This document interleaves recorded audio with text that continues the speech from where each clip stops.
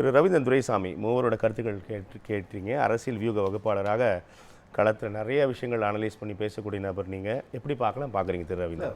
3 பேரும் தங்கள் கருத்தை தெளிவாக எடுத்து வச்சாங்க. அரசியத்தை தம்பி சாட்டினார். வானூரை பற்றிய தகவல்கள் ஸ்டாலின் சொன்னதெல்லாம் எனக்கு ஏற்புடையாக தான் இருக்குது. பட் என்னோட பார்வையாக நான் இதில் எப்படி வரேன்னா 2021 நான் அந்த அரசியலை பார்க்கல. 24 தமிழக அரசியல் களம் என்டையர்லி தலைகீழாக மாறினதாக நான் பார்க்குறேன். 24 தான் 4 இதில் விஜய் வரட்டு அவரை ஒதுக்கி வச்சுட்டே பார்ப்போம். இப்போ அட் ப்ரெசன்ட் இந்த 24 ஐயா எடப்பாடி பழனிசாமி என்ன சொன்னார்னா, பாஜக எனக்கு மைனஸ், பாஜக கூட நான் சேர்ந்ததுனால எனக்கு கிறிஸ்தவ முஸ்லீம் ஓட்டு வரல, அதுவும் சிவி சண்முகம் போன்றவங்க பாமக கூட சேர்ந்தனால எனக்கு அட்டவணை பிரிவு மக்கள் ஓட்டு வரலன்னு தெளிவாக வீடியோவில் பேசியிருக்கிறாங்க. ஜெயக்குமார், செங்கோட்டையன்லாம் இந்த கருத்தை சொன்னாங்க. இவர்கள் மக்களவை சந்திக்கும் போது நாங்கள் பிரதமரை முடிவு பண்ணுவோம்னு சொன்னாங்க. ஆனால் ரிசல்ட் என்ன வந்ததுன்னா, இவங்களுக்கு ஸ்டாலினோட பெரிய தலைவராக தர்மபுரி, சிதம்பரம், விழுப்புரம், கள்ளக்குறிச்சி, நாமக்கல், அதான் அந்த வானூரை நான் அக்செப்ட் பண்ணி பேசினேன். இந்த பகுதியில் அவங்க 35 விழுக்காடு வாக்குக்கு மேலே பலம் கொண்ட ஒரு தலைவராக ஐயா எடப்பாடி பழனிசாமி மிளறாரு. அது மக்களவையில் மக்கள் தலைவர் எம்ஜிஆர் 80 தோக்கும் போதும், புரட்சி தலைவர் ஜெயலலிதா அம்மையார் 2009 தோக்கும் போதும் இந்த பகுதியில் அவங்களுக்கு இந்த செல்வாக்கோட எடப்பாடிக்கு செல்வாக்கு அதிகம். ஆனால் இந்த 36-40 தொகுதிகளை தாண்டி மீதி 200 தொகுதிகளில் அவங்க நிலைமை ரொம்ப மோசம். நாகர்கோவிலில் 4வது இடம், கன்னியாகுமரியில் 4வது இடம் நாகர்கோவில் உள்ளே இருக்குது. நெல்லையில் 8 விழுக்காடு டெபாசிட் இழப்பு, ராமநாதபுரத்தில் 9 விழுக்காடு டெபாசிட் இழப்பு, தேனியில் 13 விழுக்காடு டெபாசிட் இழப்பு, மதுரையில் 3வது இடம்னு ஒரு மோசமான தோல்வியை எடப்பாடி பழனிசாமி சந்திக்கிறாரு. இப்படி ஒரு தோல்வியை மக்களவையில் எம்ஜிஆரோ ஜெயலலிதாவோ தமிழகம் முழுக்கும் சந்திக்கல. ஆனால் இந்த வடபுலத்தில் ஒரு பகுதியில் எம்ஜிஆர் ஜெயலலிதாவோட மேல், ஸ்டாலினோட மேலுங்கிற இடத்துல இருக்கிறார். அப்போ தமிழ்நாடு ஜாதி அடிப்படையில், பகுதி அடிப்படையில் 2024 பிரிச்சிட்டு அதோட தொடர்ச்சி தான் 26 இருக்குங்கிறது என்னோட கணிப்பு. இதுக்குள்ள சீமானோட அரசியலுங்கிறது 4வது நிற்கிறாரு. 2 விழுக்காடுக்கு மேலே எடுக்க மாட்டாருன்னு சொன்னாங்க. 8 விழுக்காடு அன்னைக்கு எடுத்தார். 4வதா நின்று 8 விழுக்காடு எடுத்தார். அந்த 2024 பிறகு ஐயா எடப்பாடி பழனிசாமி தன் லீடர்ஷிப்பை இழந்திருக்கிறாரு. பாஜக கூட எக்காலமும் கூட்டணி இல்லை, 26 இல்லை, 29 இல்லைன்னு சொன்னவர் பாஜக கூட கூட்டணி வச்சிருக்கிறாரு. அது லீடர்ஷிப்புக்கு ஒரு பின்னடைவு. அதே வேளையில் சீமான் திமுகவும் காங்கிரஸும் கடுமையான வார்த்தை. திமுகவும் அண்ணா திமுகவும் காங்கிரஸ் பாஜகவின் ஊதுகுழல்கள், ஒட்டுண்ணிகள், தொங்கு சதைகள்னு 2 தேசிய கட்சிகளையும் கடுமையாக அடித்து நின்றவர் அதே நிலைப்பாட்டில் நிற்கிறாரு.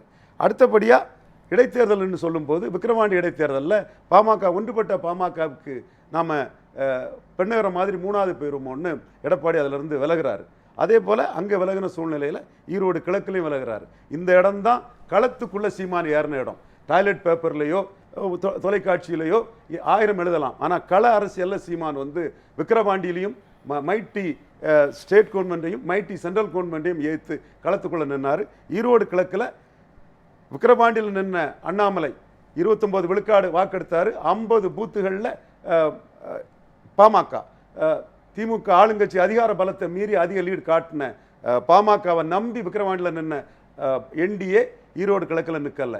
இந்த இடம்தான் இந்துத்துவா தமிழ் தேசியத்துக்கிட்ட தன்னோட லீடர்ஷிப்பை கொடுத்துட்டு ஒதுங்கின இடம். இது ஆர்கே நகரில் முதல்ல நடந்தது. 1.1 இருந்த சீமான் ஆர்கே நகரில் நோட்டாவுக்கு கீழே பாஜக இந்துத்துவா போனதுனால தான் தமிழ் தேசியம் திராவிடத்துக்கு மாற்றாட்டு எழும்பிச்சு. கள அரசியலில் சீமான் எல்லா களத்திலும் நின்னார். இன்னும் சொல்ல போனால் விக்கிரவாண்டியில் நின்னார், ஈரோடு கிழக்கில் நின்னார்.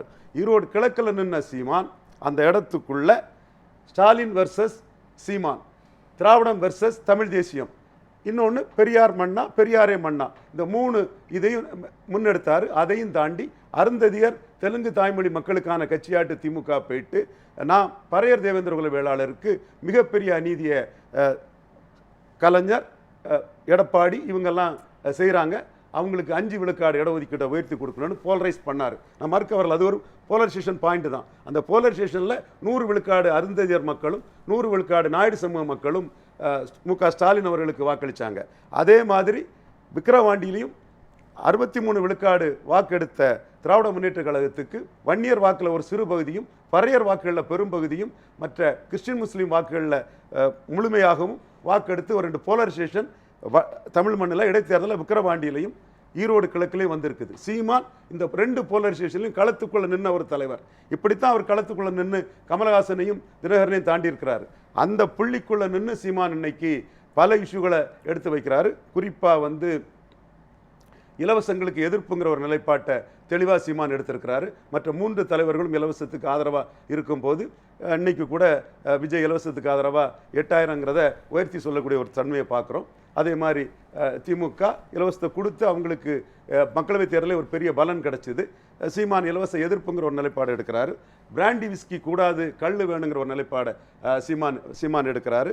அதுபோல் திராவிடம்ங்கிறதுக்கு எதிராக தமிழ் தேசியம் தாங்கிற ஒரு நிலைப்பாட்டை எடுக்கிறாரு. குறிப்பாக நான் சொன்ன மாதிரி அந்த பறையர் தேவேந்திரகுல வேளாளருக்காக நான் ஒருத்தன் தான் தமிழ் ஜாதிக்காக நிற்கிறேன், மற்ற தமிழ் ஜாதிகளும் இதற்கு துணை நிற்கணும்னு அவர் ஒரு நிலைப்பாட்டை எடுத்து எடப்பாடியை பலகீனப்படுத்தி வளர்ந்து வரக்கூடிய சீமான் மீண்டும் எடப்பாடியை பலகீனப்படுத்தி இந்த தேர்தலில் வளர முடியும்னு முழுக்க நம்பி களமாடுறாரு. மற்றவங்களை வந்து மாறுபட்ட கருத்துக்களை அவர் முன்னெடுத்து வைக்கிறாரு. இதில் என்னோட பார்வையில் விஜயோட வருகைங்கிறது அவர் முன்னெடுத்து வைக்கக்கூடிய விஷயம் எம்ஜிஆர் ஜெயலலிதாவை தான் பெருசாக முன்னெடுக்கிறாரு. அவரோட கேண்டிடேட்டுகள் செங்கோட்டையன், சத்யபாமா, ஆர்எஸ் முருகன், ரெட்டியார்பட்டி நாராயணன், இவர் ஜேசிடி பிரபாகர், இன்னும் தூசி மோகன், விஎஸ் பாபு, ஸ்ரீதர், ராஜலட்சுமி கேண்டிடேட் ஆகல, இப்படி அவரோட இவர் லோகேஷ் எல்லாமே அதிமுக அதிருப்தியாளர்களை தான் பெரிய அளவுக்கு அவர் வந்து வேட்பாளராக நிறுத்தியிருக்கான்னு சொல்லும்போது அவருடைய அந்த அரசியல் வருகையினோட பாதிப்பு 5 பேருக்கு இருக்கும். யாருக்கெல்லாம் இருக்கும்னா எடப்பாடிக்கு இருக்கும், ஸ்டாலினுக்கு இருக்கும், சீமானுக்கு இருக்கும், நோட்டாவுக்கு இருக்கும், சுயேட்சைகள் இருக்கும். இந்த 5 தான் களத்துக்குள்ளே இருக்கிறாங்க. இந்த 5 பேருக்குமே ஏற்கனவே 29 இருந்தவங்க, 24 இருந்தவங்க, இந்த 5 பேருக்குமே இருக்கும். இதில் அதிக அளவு அவர் டார்கெட் பண்ணுறது எடப்பாடி பழனிசாமியை தான் அவர் டார்கெட் பண்ணுறாரு. அந்த டார்கெட்டுங்கிறது கடுமையான திமுக எதிர்ப்பு. இதுதான் அதிமுகவோட அரசியல். எம்ஜிஆர் ஜெயலலிதா இமேஜை தூக்கி பிடிக்கிறது. இன்னைக்கு கூட எம்ஜிஆர் ஜெயலலிதாவுக்கு வாரிசு நாங்கள் தாங்கிறார். அப்போ விஜய் அந்த இடத்துக்குள்ள எடப்பாடி பழனிசாமி எதிர்கொள்கிறார். ஸோ இந்த பாதிப்பு எடப்பாடி பழனிசாமிக்கு அதிக அளவில் இருக்கும்போது திமுக கழகத்துக்கும் அதிமுகவுக்கும் உள்ள அந்த வித்தியாசம் கூடுவதற்கான வாய்ப்புகள் தான் அதிகம். ஸோ திமுக இந்த இடத்துக்குள்ள மக்களவைத் தேர்தலில் 39 ஜெயித்தவங்க கூடுதலாக அதிமுக அணியிலிருந்து 2.7 விழுக்காடு மக்களவையில் எடுத்த தேமுதிகவை கூட்டணியில் சேர்த்துருக்குறாங்க. அதில் இரட்டை தலைமையாக இருந்து என்டிஏக்குள்ளே இருந்த ஓபிஎஸ்ஸை கட்சியில் சேர்த்துருக்குறாங்க. பிஜேபி ஆதரித்த செல்வகுமாரை இந்துத்துவா கேண்டிடேட்டு, ஆர்எஸ்எஸ் கேண்டிடேட்டுன்னு வீர முத்திரையர் பேரவை சேர்ந்த நண்பர் செல்வகுமாருக்கு நத்தம் சீட்டு கொடுத்துருக்காங்க. ஸோ அவங்க பழைய கலைஞர் காலத்து கணக்கை போடாமல் வெற்றி பெற்ற அணியினாலும் 39 ஜெயித்த அணியினாலும் எந்தெந்த அளவுக்கு கட்சிகளை சேர்த்து பலத்தை உயர்த்த முடியுங்கிறத பார்க்குறாங்க. முஸ்லீம் அமைப்புகளுக்கு இவங்க எஸ்டிபிஐக்கு தமிமின் அன்சாரிக்கெல்லாம் கொடுக்குறாங்கன்னா இப்போ இவங்க தாவேக்கா 3 முஸ்லீம் அமைப்புகளுக்கு கூட்டணியை கட்சிக்குள்ளே சேர்த்து சீட்டு கொடுத்துருக்காங்க. அப்போ திமுக அதில் என்ன நினைக்கிறாங்கன்னா அபண்டன் காசனாக இருப்போம், ஒரு உருவம் உள்ள எம்எல்ஏவில் ஒரு முஸ்லீம் அமைப்பு விஜய்கிட்ட பெயரக்கூடாதுங்கிற அடிப்படையில் தான் அவங்க எஸ்டிபிஐக்கு தமிமின் அன்சாரிக்கெல்லாம் சீட்டு கொடுக்குறாங்கன்னா அவங்களும் விஜய் விஷயத்தில் அபண்டன் காசனாக இருக்காங்கங்கிறத நான் மறுக்க வரல. இந்த இடத்துக்குள்ள எம்ஜிஆர் ஜெயலலிதாவுக்கு நாங்கள் தான் வாரிசுன்னு எடப்பாடி சொல்கிறாருன்னா அவரும் அதில் அலர்ட்டாக தான் இருக்கிறார். சீமான் இந்த இடத்துக்குள்ள என்ன வராருன்னா எம்ஜிஆரையும் ஜெயலலிதாவையும் விஜய் பிம்பப்படுத்துறாரு. சீமான் அவுட்ரைட்டாக எம்ஜிஆரையும் ஜெயலலிதாவையும் ஊழல்னு அடிக்கிறார். எம்ஜிஆரையும் ஜெயலலிதா ஊழல்னு அடிக்கிறார். ஒரு சில இதுகளை நான் அந்த சபைக்குள்ளே பேச விரும்பலை. ஊழல் ஜெயலலிதா வச்சுக்கிட்டு எப்படி ஊழல் ஒழிப்பிங்கிற கருத்தை கேட்குறாரு. அப்போ அவருக்கு அரசியல் என்னென்னா என்னுடைய பிம்பம்ங்கிறது வேலுப்பிள்ளை பிரபாகரனும் ராஜராஜ சோழனும், மலையாளி எம்ஜிஆரும் அவர் கருத்து மக்களால் ஏற்றுக்கொள்ளப்பட்ட தலைவர் மக்கள் தலைவர் எம்ஜிஆர், புரட்சி தலைவர் ஜெயலலிதா அம்மையாரையும் கன்னடர்னு அவங்கள வந்து வீரப்பன் கொள்ளக்காரனா கருணாநிதிக்கும் ஜெயலலிதாவுக்கும் என்ன பேருன்னு கேட்கறதுனாலும் சரி, எம்ஜிஆர் மலையாளி ஜாதிவாரி கணக்கெடுப்பு நடத்தினா மேனன் எவ்வளவுன்னு தெரிஞ்சு போகணும், ஜாதிவாரி கணக்கெடுப்பு நடத்தலன்னு எல்லாத்திலிருந்து ஆர்டி குறிப்பிடக்கூடிய இவ்வளவு புள்ளிகளையும் இணைத்து தான் இந்த தேர்தல் முடிவுகளை நம்ம பார்க்கணுமா? கண்டிப்பா எல்லா புள்ளியும் முக்கியமான புள்ளி. கபரியல் சொன்ன மாதிரி சசிகலா அம்மையார் இருக்க புள்ளியும் முக்கியமான புள்ளி தான். நான் எல்லாத்தையும் நீங்க கொடுக்குற 10 நிமிஷத்தில் பேச முடியாதுங்கிறதுக்காக சசிகலா அம்மையும் டாக்டர் ஐயாவையும் பேசல, அவ்வளவுதான். எல்லா புள்ளியும் இருக்குது. இதுல விஜயை வந்து எந்த அடிப்படையில் பார்க்குறோம்னா க்ரோட் புல்லிங் கெப்பாசிட்டி உள்ள விஜயகாந்த் 3வது வந்து வாக்கெடுத்தார். இவர் கமலஹாசன் கலைஞரும் புரட்சி தலைவர் இறந்த இந்த காலகட்டத்தில் வந்து 39 போட்டு வாக்கெடுத்தார். ரோட் புல்லிங் கெப்பாசிட்டி உள்ள ஒருத்தர் 214 போட்டால் ஒரு வாக்கு வலிமை உண்டு. விஜய்க்கும் அந்த வாக்கு வலிமை உண்டு. அது எவ்வளவு என்னதுங்கிறது 4ஆம் தேதி நம்ம பார்த்துடலாம். பட் அவர் வந்து சீமானை தான் பாதிப்பார், அவர் வந்து கிறிஸ்டின் ஓட்டை தான் பிரிச்சிருவாருங்கிறதெல்லாம் உள்நோக்கத்தோடு கூறக்கூடிய ஒரு கட்டுக்கதை தான். அவர் வந்து 5 பேட்டர்னையும் பாதிக்கலாம்.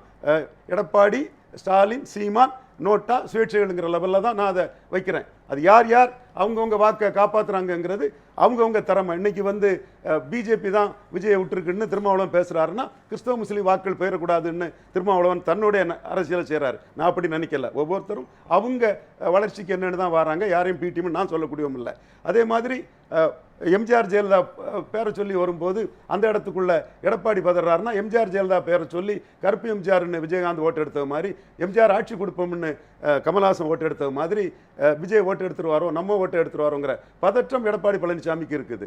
சீமானை பொறுத்தவரையில் இன்னைக்கு அவருக்கு படம் எம்ஜிஆர் ப்ரொஜெக்ட் பண்ணி வரக்கூடிய படம் வெளியே வந்த பிறகு கூட சீமானை பொறுத்தவரை எம்ஜிஆரே ஒரு பெரிய ஆள் இல்லை. கடற்கரை அழகு கிடக்கக்கூடிய அவங்க சமாதியை தூர தூக்கி போடு, என் அழகான கடற்கரை வேணும்னு சொல்லும்போது அவர் ரொம்ப ஒரு எக்ஸ்ட்ரீம் ஸ்டாண்ட் எடுத்து சீமான் தமிழ் தேசிய அடையாளம் நிற்கிறாரு.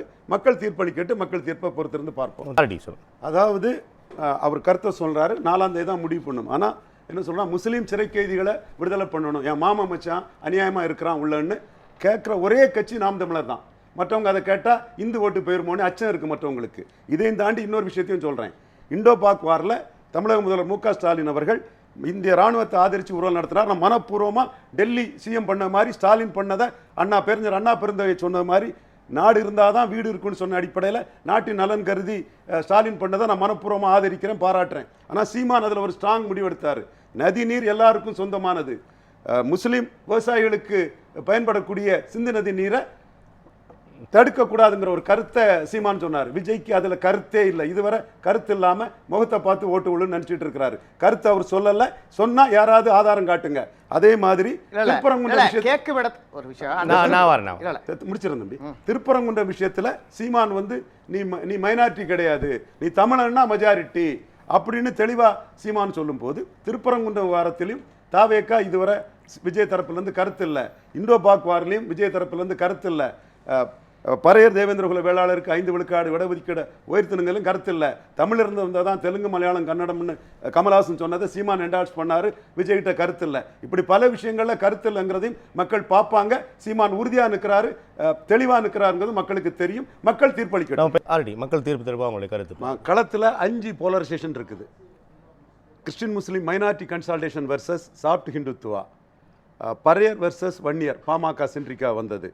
அடுத்து தமிழ் தேசிய அரசியல் வெர்சஸ் தெலுங்கு தாய்மொழி மக்களோட கன்சால்டேஷன், வன்னியர் வெர்சஸ் நான் வன்னியர், வெள்ளாள கவுண்டர் வெர்சஸ் நான் வெள்ளாள கவுண்டர். இந்த 5 போலரைசேஷனில் 5லையுமே டிஎம்கேக்கு ஒரு சைடு பெனிஃபிட் இருக்குது. பெரிய லெவலில் டிஎம்கே அதில் வெற்றி பெற முடியும்.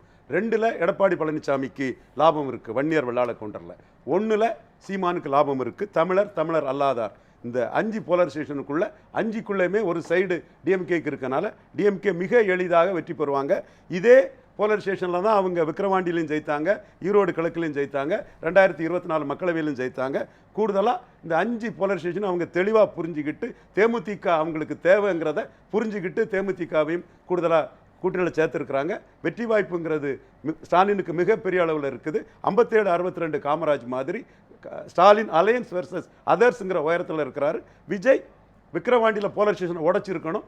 அவருடைய பாப்புலாரிட்டி என்னங்கிறது 4ஆம் தேதி தெரியும். பொறுத்திருந்து பார்க்கலாம்.